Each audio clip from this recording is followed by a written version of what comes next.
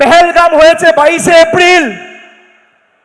26 জন 25 জন দেশের নাগরিক আর একজন নেপালের নাগরিক, 26 জনকে 4 জন বর্ডার পেরিয়ে পাকিস্তান দিয়ে হাতে করে AK-47 নিয়ে ঢুকে দিনের আলোয় গুলি করে ঝাঁঝরা করে মেরে দিল।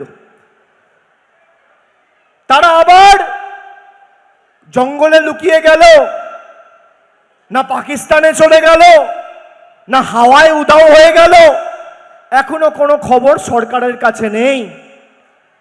তাহলে 26 জন মারা গেল কার ব্যর্থতায়? বর্ডারের দায়িত্বে কে? আইবির দায়িত্বে কে? সিআরপিএফ এর দায়িত্বে কে? সিআইএসএফ এর দায়িত্বে কে? তাহলে আরজিকর হলে যদি মমতা ব্যানার্জির পদত্যাগ দাবি করেন, পেহেলগাম হলে তৃণমূল অমিত শাহর পদত্যাগ দাবি করবে না কেন? কেন?